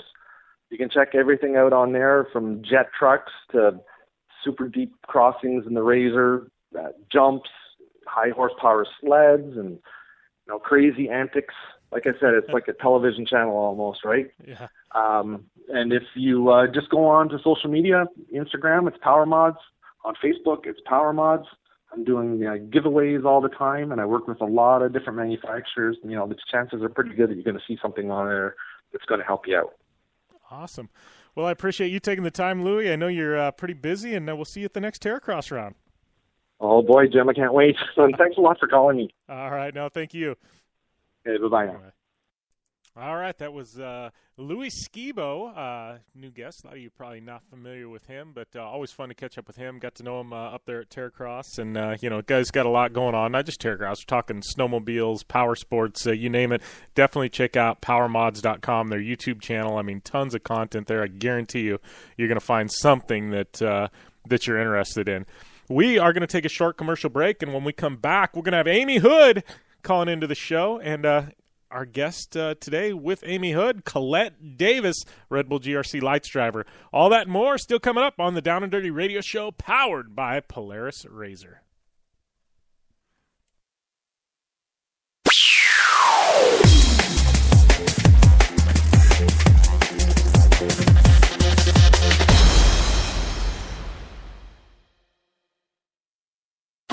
I'm Polaris rider Jim Beaver. I race trophy trucks professionally, host a Down and Dirty radio show, and also travel the country announcing motorsports events. I've seen it all, and trust me, I've done most of it, so when it comes time to relax on the weekend, nothing is better than taking time with my family in our RZR vehicles. They've got the reliability I need to just pick up and go explore the desert, dunes, or trail, and have the capability to attack even the harshest terrain. If you're looking for some of the most reliable and safest, and hands down most capable off-road machines in the world, look no further than Polaris and their award-winning lineup of RZR vehicles. Whether you want your daughter to experience off-road driving for the first time in a RZR 170 like me, take the entire family out in a RZR XP4 1000 on the weekend, or shred the desert and dunes in the all-new RZR XP 1000 Fox Edition, Polaris has you handled. Take my advice and join me and some of the best drivers in the world by driving a Polaris RZR. Check out the full Polaris RZR lineup at Polaris.com or follow them on Facebook, Instagram, and Twitter at Polaris RZR.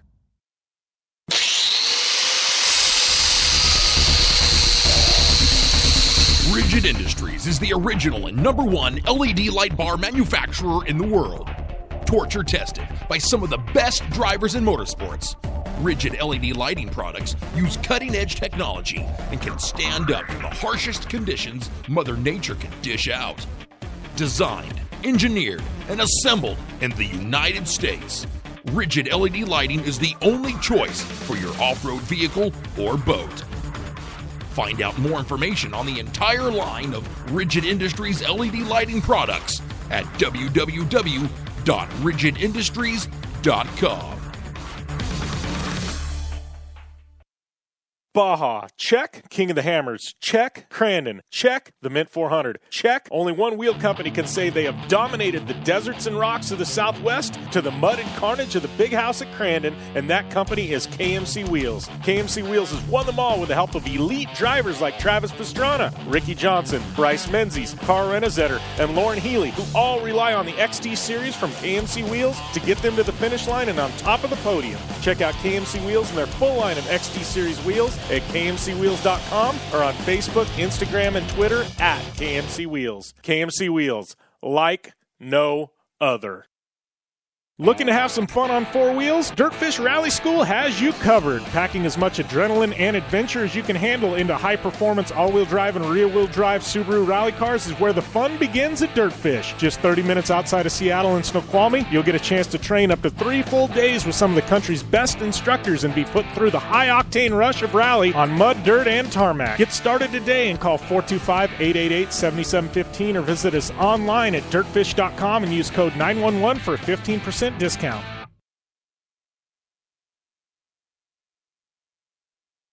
For 100 years, General Tire has provided tires for your lifestyle, your adventure, your anywhere. Born from competition, the Grabber tire offers the durability and off-road traction you demand in a tire. We put these tires to the test in the harshest off-road racing conditions to give you a tire that will make your anywhere possible. So let us take you on your next big adventure. Tweet us photos at General Tire, hashtag anywhere is possible. Because with General Tire, anywhere is possible.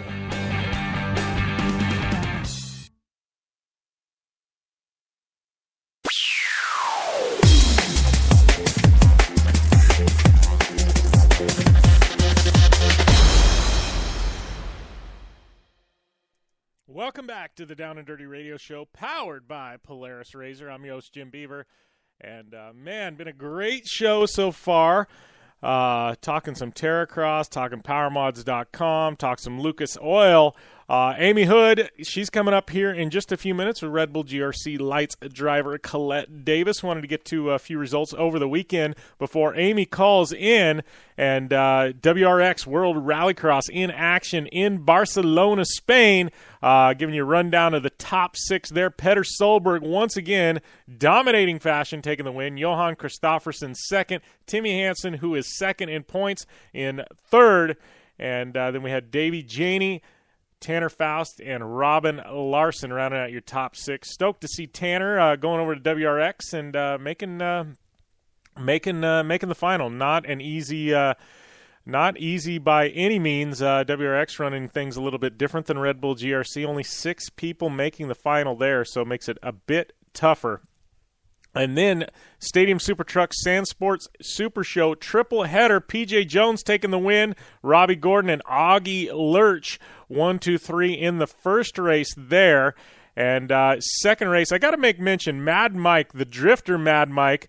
The Drifter Mad Mike also running there. But right now we got Amy Hood calling in. So we'll get to these Sand Sports Super Show SST updates in just a minute. But right now we got Amy Hood on the line.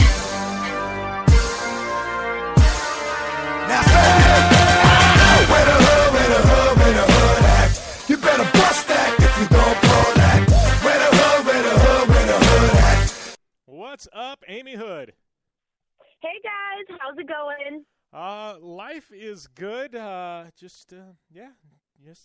don't know, rock and roll and getting ready to go out to Charlotte and I guess do some arrive and drives in Terracross in this Terracross experience. I don't know how many people are going to want to ride with me, but sounds like we got a lineup of people that are going to be in the car with me. So hopefully they say a few Hail Marys before they jump in with me.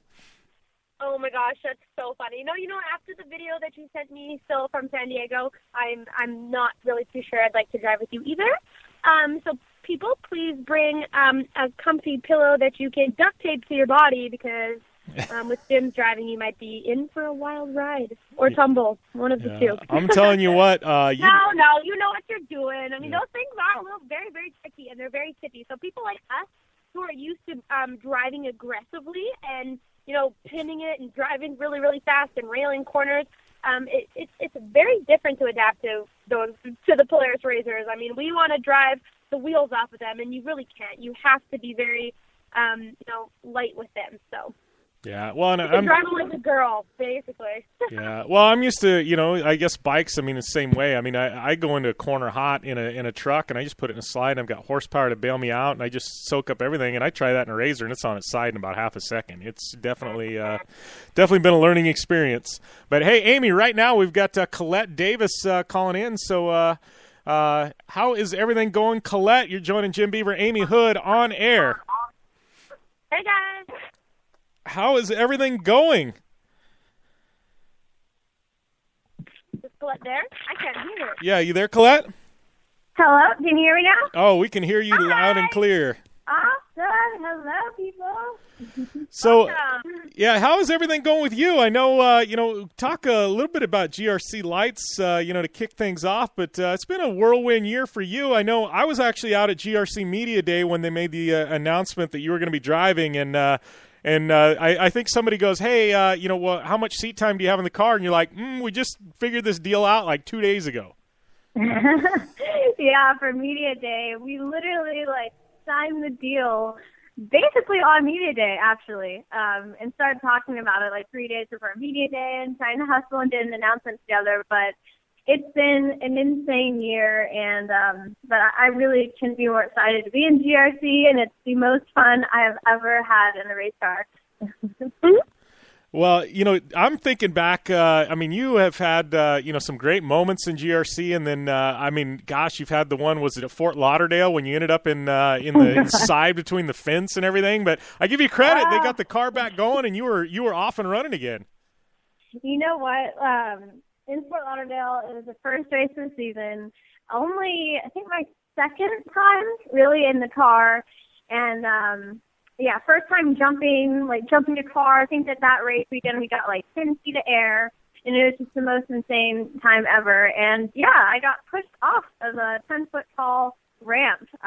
It was actually, I think it was in the final, and a competitor was taking the Joker, which, you know, you don't have the lane when you're in the Joker. You kind of yield to the normal line, and I just got literally pushed off this huge ramp diagonal, and I have never been in a race car just like dangling vertically.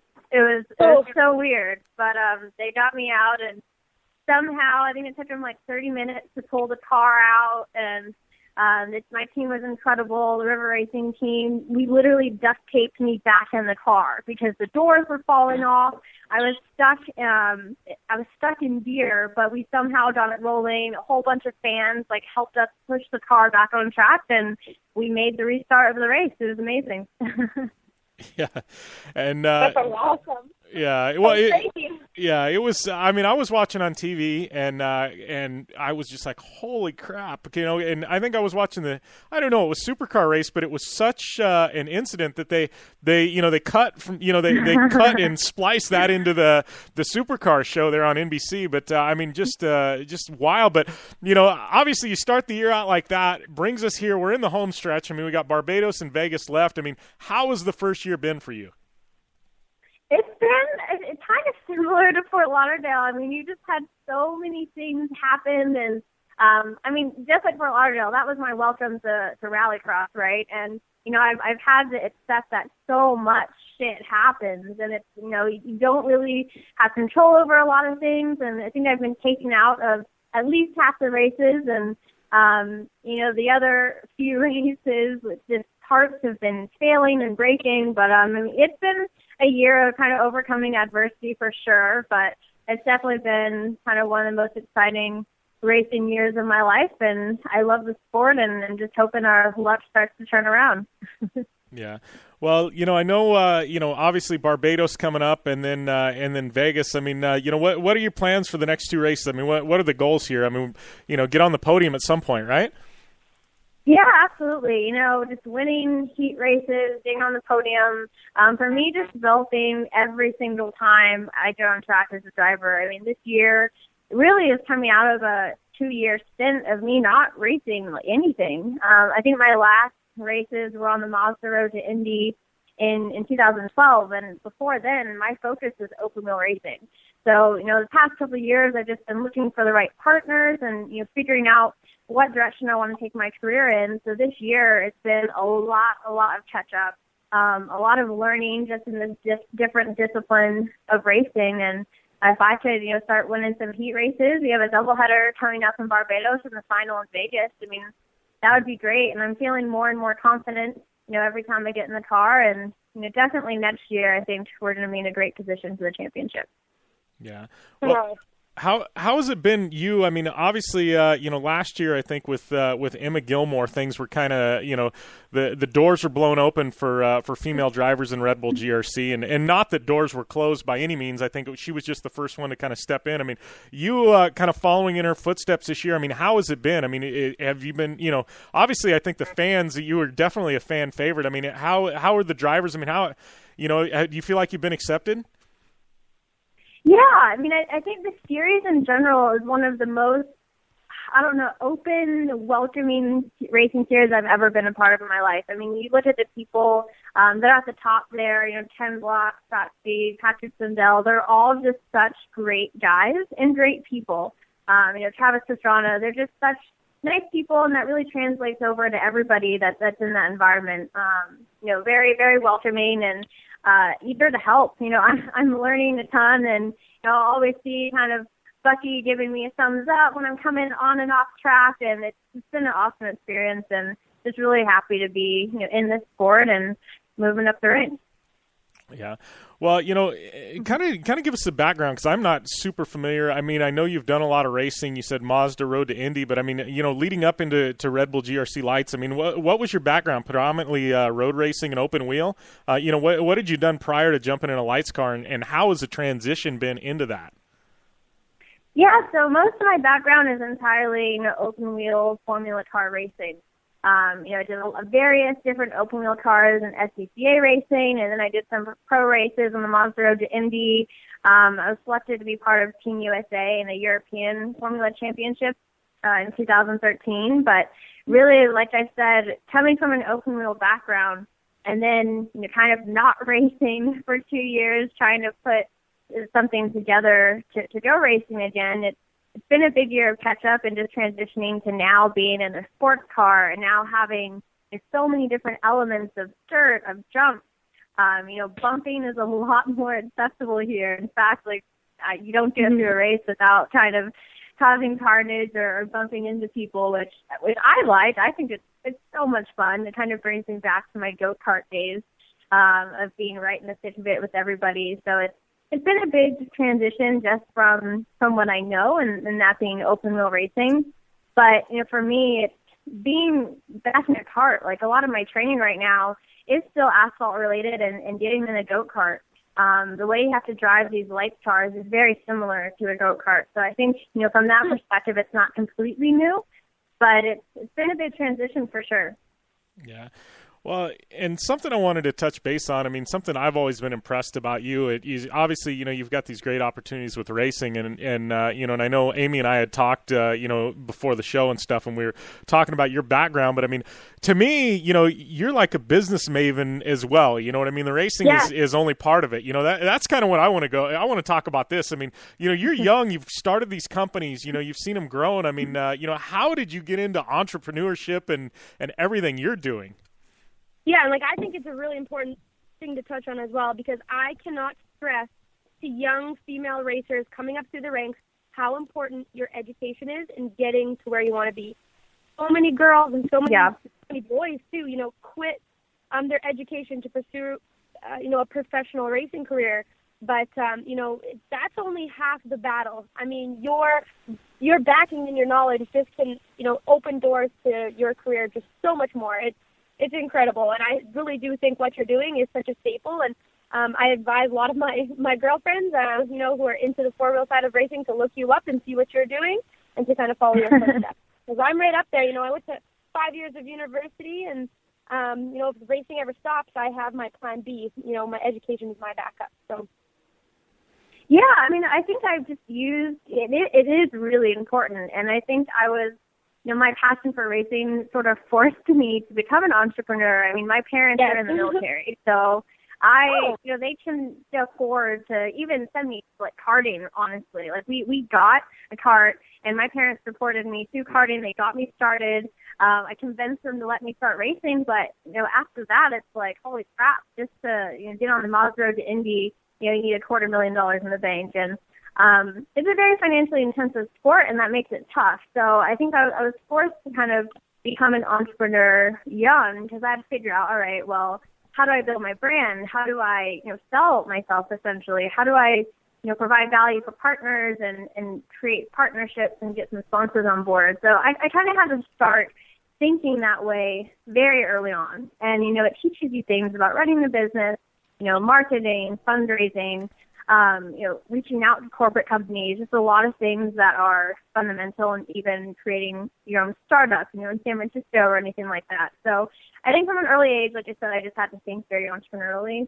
And, that's what eventually brought me, when I was 19, to Silicon Valley to funding, to basically pitch my racing career and myself, like to start up like a company, and come out here and try and find partners that could really grow with me and benefit with me in racing. And, that's sort of what I did and what brought me out here. Yeah. Well, incredible. Yeah. I think impressive. And you're only 21 years old, girl. Wow. I'm impressed. Yeah. Thank you. Well, to me, I think that's, I think what you said, literally, I mean, we've had a ton of people, guests and things like that. And all of them have their own story, but I think, I know my career is kind of taking a turn to kind of mirror what you're doing. And it's all about finding budget and dynamic ways to market. And, and we all want to go racing. That's the end goal, but not many people just are independently wealthy enough to go out and race. And I know, me, whether it be with the radio show and media work and the little bit of TV I do here and there. And, it all, helps build the brand and build partnerships so we can, at the end of the day, go and race. Yeah. Yeah. I mean, we have to keep our sponsors in mind as well. I really liked how you touched upon, creating value for our partners and our sponsors, because so many athletes kind of get lost in that and focus on themselves that at the end of the day, they're the ones dishing out those paychecks, and I think it's important to always keep them in mind and creating value for them. Yeah, and I feel like it's really sad that so many people, even including myself for sure at times, just get down because you realize how financially intensive a sport racing is, and that's just a fact. And just because maybe you don't have the resources now, it doesn't mean that you can't find a way to get them. And I mean, I kind of did a short synopsis of like what kind of brought me to now, but that was not overnight. I mean, the past 2 years, I mentioned, I haven't even been in a race car.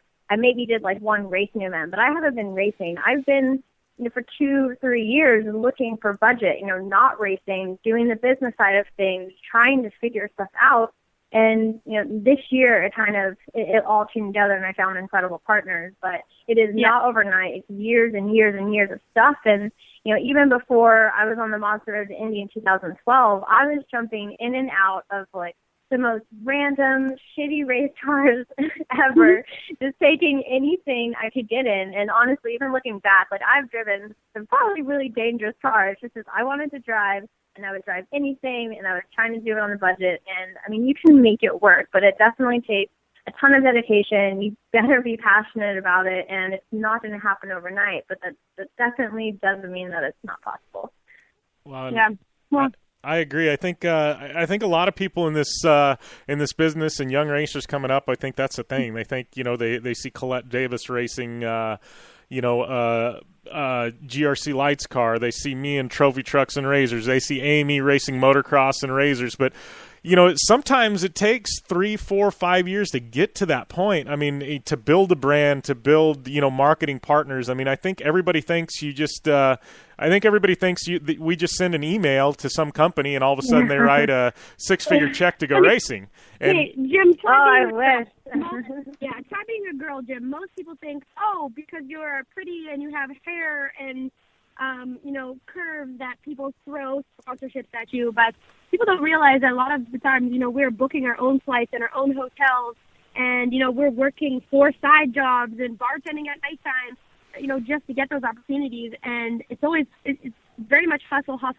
And, even when you get to the top, there's still times when you are dishing out your own money to make opportunities happen. You need to be at certain events, so you'll cough up a plane ticket, or, a lot of things come out of our own pocket, even when, you find some good partners. But that's, the whole part of the game. There's such a bigger... And that drives me crazy when people are just like, oh, you're a girl, I bet sponsorships are so freaking easy. And I can't... Welcome to my life. Zero... I've had zero major moments in my racing career that have come because I'm a woman. Even, Rothenberg Adventures and River Studios now, which are my partners for GRC, has nothing to do with me being, a woman or a girl. And great, like that's unique. But I think those things start coming into play, and like maybe, I can take advantage of that once you're already at the top. But it takes a long ass time to get the resources behind you, to get the speed time you need, the training behind you, to even get to a point where, maybe I'm unique and I can provide probably better branding opportunities or more unique just branding opportunities for certain brands that want that, but when you're already kind of at the top. So, I mean, that drives me crazy when everyone's just like, oh, you're a girl, that it's so easy. Everybody thinks it's so much easier. Everyone thinks it's so easier for girls, but I do think that, we have completely different challenges of our own that actually make it tougher. Being in motocross is an extremely physically demanding sport, so to even get halfway to where the men are on the men's level, I think is a huge feat. So even though I'm not a pro, but I consider myself a top B rider, there's a lot of kids who can just come up and clean up and be, but it's taken me 25 years to be this fast. And, I'm proud of it. And it's a lot harder for a girl to, like, adapt physically, I think, sometimes. But, and in your sport, I mean, funding is just on a completely different level than motocross. I mean, all we need is a couple $100 and we can go racing on the weekend. But, no, I mean, every sport has its challenges for women, I think, too. And so, to see women at the top, I think we've had to overcome a lot more challenges than most men have. So, screw you guys. Yeah, and I think everybody, like, at the end of the day, I think everybody has their perks about themselves or their brand. One guy, his dad might run the Honda Performance Development Program for like IndyCar. So of course he might like have ins that way. And maybe me being a female driver, I look at more media coverage and can attract a certain type of sponsor. But I think like everyone individually probably has their own unique edges from that point. The cool part about racing is every single person has a completely different journey of how they got to where they are, and that is life, and that is sports, and that's what makes it so cool and interesting. Yeah. Well, and I think, it's funny. I mean, some of these sponsors I know of mine, I mean, it's like, at this point, if I wanted to go, say, racing GRC lights in 2016, it'd be darn near impossible. Like, there's a window of sponsorship season, and that's pretty much closed. Like, if I wanted to go GRC lights racing, I'm going to start today pitching for 2017 in hopes it happens. Come on, let's do it. Yeah, well, I've tested them. Do you need a co-driver, Colette? Because I would love to jump in with you. Oh my gosh! Well, okay, Amy, we've been trying. I want you to teach me how to ride dirt bikes, and then I will get you in the lights car because I've been wanting to ride dirt bikes for so freaking long, and I almost have. Like I've almost multiple times gone out with people. First motocross experience for me. I'm sorry, but I forbid you to ride dirt bikes with anybody else but me for your first time, because I would just love to break it in, and we got to make an amazing video, and we could blow YouTube up, because it's me falling on my ass over and over and over again. Well, that type of pillow to your bum, don't worry. We'll have to figure something out in Vegas, because Amy and I will both be out at the GRC Vegas round. I think we'll be doing radio. It's not publicly announced yet, but we'll have to figure something out. I actually know the local motocross track owner there in Vegas, so that whole week maybe we can figure something out. That would be so much fun. And actually, Amy and I were talking before about I want to go out there and do dirt bikes and have Amy teach me how to do that, and then probably drive the lights car, get both you guys in that, and then also do the off-road trucks, because I know LOORRS, the Vegas off-road racing experience, and I did that once in their like off-road trucks, and it was so much fun. So I think that's like the merge of dirt bike racing and sports car racing. We should all have fun doing that. Yeah. And then, Colette, we have to get you in an amazing Polaris Razor and get you out to a Terracross race next season, or maybe even the next round, because I know you're wondering how that is, and I think you would do fantastic, because you're a little firecracker, and we could be co-drivers. Well, I guess you're going to be racing against me, so no, just come out. I am totally working on that. That looks like so much fun. Both of you two have me completely sold on that. It looks like such an amazing time with just amazing people. And I was actually, before I started, seeing both of you post about that a lot, and I was looking at like ways to get into dirt, because with rallycross, this is my first year like touching dirt, honestly, and I haven't had any tests really in my car outside of the race weekend. So I was looking at maybe doing some dirt trucks or something, and then, I saw all your posts about the Terracross racing series, and it was like, that is it. That is what I want to be doing. Yeah, well, yeah, girl, you know what? I only had 15 minutes of practice at another first race. I showed up to the event, missed the whole day of practice because I had to drive 10 hours to get there. And I showed up, I felt really comfortable once I got over the fear of doing the gap jump. Oh my gosh. Yeah, that's a little bit tricky, but because of my background in motocross, doing jumps, I've never jumped anything with four wheels before, so I was pretty intimidated. But once you get over that, then it's all fun, man. It's so much fun, and you don't even have to fear crashing because the thing has roll cage. They're very safe. You would do fantastic. That would be so much fun. Yeah. So much. It's definitely a blast, and I think. Then we have to talk to Joe. Yeah, no, I actually quietly. I guess we're saying quietly, and we're live on the air. No, Colette and I have been working. Colette and I have been working on it. Yeah, no, Colette and I have been working on it. Guys. Yeah, so that's all I'll say. We're not going to say yes. We're not going to say no. We're not going to say it's going to happen. But Colette and I have been working on Joe Duncan. So we're working on it, Amy. Nudge, nudge. Joe. Yeah. I know Joe's listening, so nudge, nudge, Joe. Let's make this happen. But Yeah, no, we'll have to get together and figure something out in Vegas. Could be fun. I know Amy's never been to a Red Bull GRC event. Obviously, I announced. Oh my God. Yeah, I announced for that series for 2 years. I've driven the cars, so I'm excited to get her exposed to it.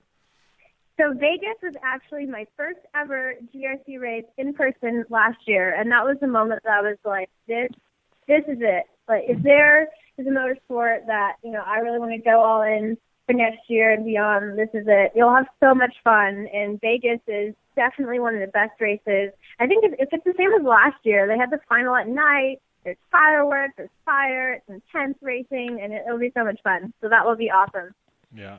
Yeah, it's all about that experience as well, too, right? You put on a good show at a good venue and create a really cool atmosphere. I mean, you get people talking about it for years, obviously, like you are right now, and you're getting me excited now. I want to go. Yeah. I know. Well, depending on when you guys get in there, you should actually, I could do a ride-along. Call for both of you. Duh. Hello. I'm already signed up. Let's go. Done. Nice. All right, Colette. Well, what else is going on? Obviously, obviously we're wrapping up the Red Bull GRC season. I mean, what's a typical week look like for you? Typical week is trying to be in a go-kart as much as possible in the gym and working with my sponsor. So my sponsor, River Studios, they are a high-end virtual reality content production company, and they are in San Francisco. So I'm actually in the office quite a bit. And before they became, my partner sponsor for this year, I was actually working for them. I ran a lot of our partnerships that we were doing for the company. So now what we're focused on is producing a lot of virtual reality content around GRC. So we have some really incredible experiences that both of you guys will get to try out, that you actually get to ride shotgun with me during races. So we have a ton of really cool footage from Detroit, from DC, and you will literally put our headset on and be in the car with me watching all this craziness and carnage and epicness happen all around you. Nice. So cool. Colette, have you ever heard of the Gazelle? I have not. What is it?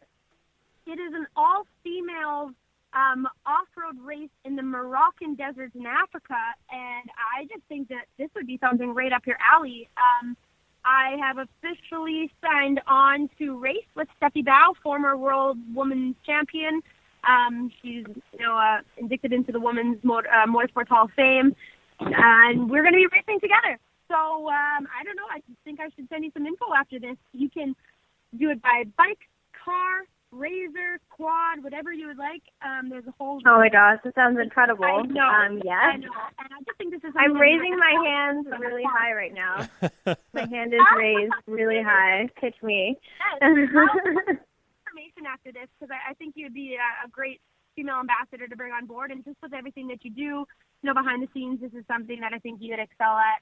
And I don't know how many women do it in a car, and there's a lot of motorsports women who ride bikes and razors, and just with your background in the four-wheel side of racing, I think this would be something you would kick butt at. And it's going to be awesome. There are prices going. Jim, if you're a girl, I'd take you along because you're a good time, but you're not. I actually last year got hit up because I've been involved with Gazelles for a couple of years now on the media side. They all actually invited me out to come and do some media stuff for them. I don't know if it's going to happen or not, but well, we should make it happen. Yeah, no, I actually got invited out by because I know I don't know, the long story, but anyways, I've been invited to go if I wanted to, which to me scares the crap out of me because I'm going to be like the only guy and like hundreds of girls out there. So how does that scare you? Yeah. You, my friend. I mean, come on. Bunch of alpha females is radiating.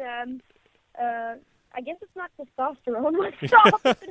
Estrogen. It'll be the best. Yeah. Best racing you've ever had. Yeah. Right. I think it sounds like a good old time. Yeah.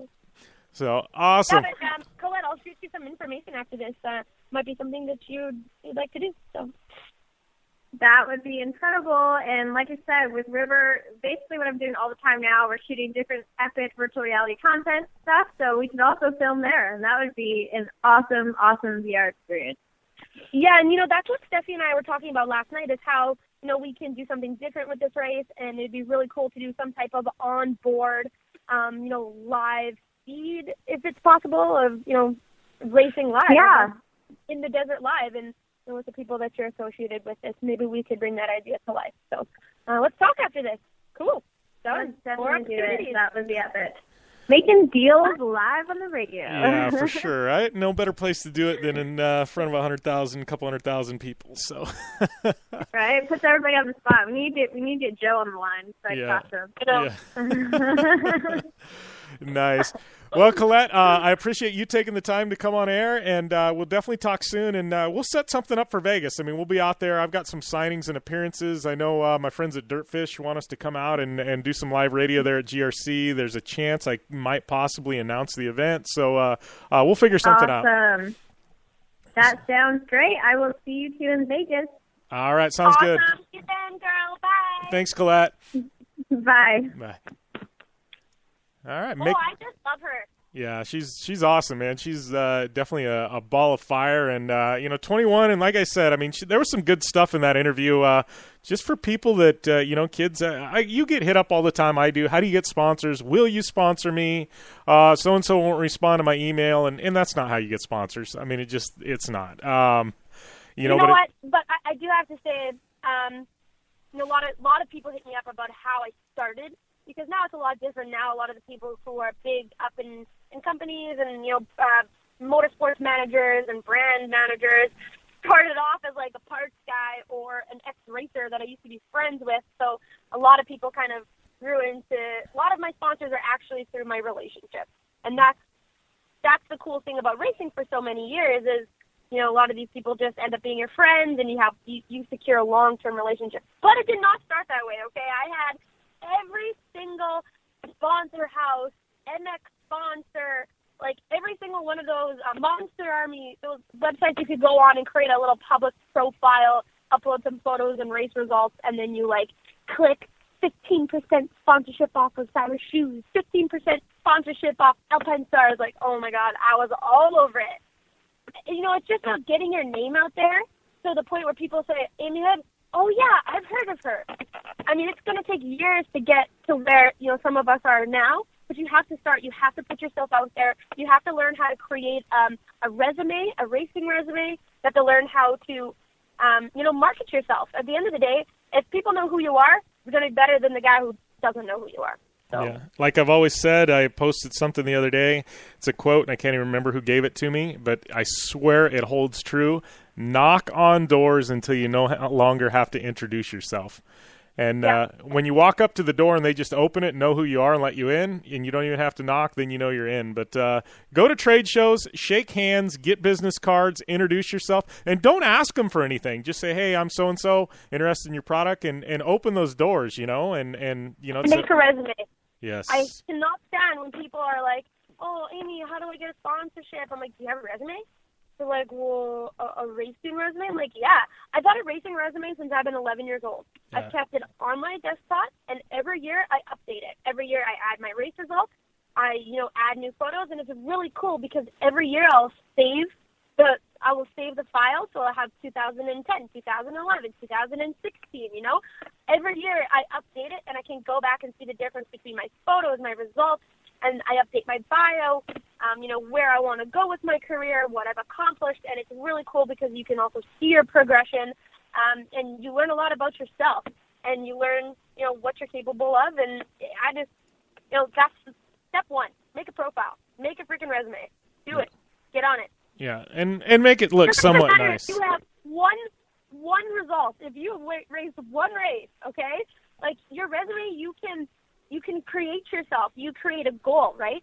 So in a resume, you want to put your riding, your career goals, and that's where you can set the bar and show sponsors where you want to be. You might not be there yet, but if you have a goal and you have something you want to accomplish, sponsors appreciate that. Yeah. They want to help you reach that goal.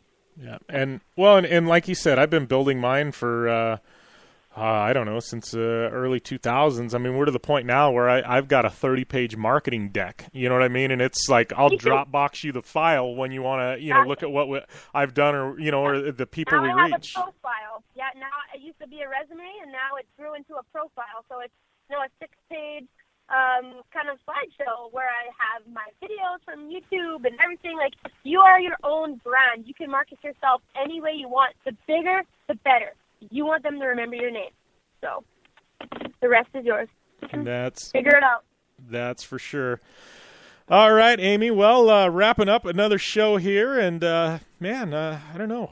It's been fun. I know you and I got to tell you, we're not going to make any announcements, but you and I have some darn exciting news at some point these next couple of months we're going to talk about, and I'm just amped for it. Yeah, well, let's just say this Friday's going to be pretty darn interesting. This weekend should be good. Yeah. We'll see. Maybe we'll save it for Monday. Yeah, for sure. I don't know. Between you and I and 2016 and what we've got going between now and the end of the year, it's grab on and hang tight because it's going to be one heck of a ride here with Amy Hood and I in the Down and Dirty Radio Show. Heck yeah, and if anybody wants to jump on this wild ride, you're more than welcome because we like to have a good time and race things really fast. So for sure. Come on board. All right. Thanks a lot, Amy. Okay. We'll talk soon. Take it easy, guys, and have a good one. All right. Talk to you Monday. Yep, you too. Bye. All right, that was Amy Hood calling in, my partner in crime. Great having her each and every week here on air. And, yeah, like we said, got some really cool stuff coming up. Speaking of upcoming events, we got Red Bull GRC Barbados, some more Terracross going on, Rigid Desert Challenge this weekend, and we got a Lucas Oil finale coming at you from Lake Elsinore a few weeks in the future. Also, Blue Water Desert Challenge. Got to give a shout-out to Polaris Razor, General Tire, Rigid Industries, Dirtfish Rally School, UPR.com, Blue Water Resort and Casino, Jamar Brakes, KMC Wheels, Parker Motor Company, Gibson Exhaust, MTX Audio, the official audio partner of the Down and Dirty Radio Show, and Intense Tees. Also, Amy, Colette, Louie, Jen, Joe, everybody that makes this show happen. Give me a follow at JimBeaver15, Instagram, Twitter, Periscope, and Amy Hood 71. Also, Down and Dirty Show, or Facebook.com/Down and Dirty Show, or DownandDirtyShow.com for all those back episodes. Download our app, and we will see you next Monday with another edition of the Down and Dirty Radio Show. Game on.